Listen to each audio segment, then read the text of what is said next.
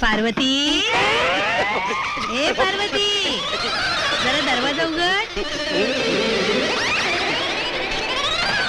या या या लीला मावशी. काय ग, इथे विडीचा वास येतोय, कोण ओढते? मी पण तोच विचार करते, पण नंतर मला आठवलं सकाळी मी यांच्यासाठी मशिरी भाजून दिली होती, त्याचा वास अजून दरवळतोय. मग हरकत नाही. अगं हो, तुझ्यासाठी निरंजन बाबांकडून प्रसादाचा आंबा आणायला सांगितला होता मी तानूला. दे ग. हा एकटीनच खायचा. का का?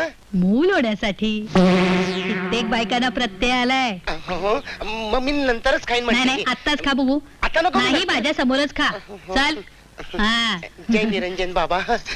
काय ग, तुझ्या केसांना काय झाले? आज वेगळीच वाटते. कुठं काय? आता बघा,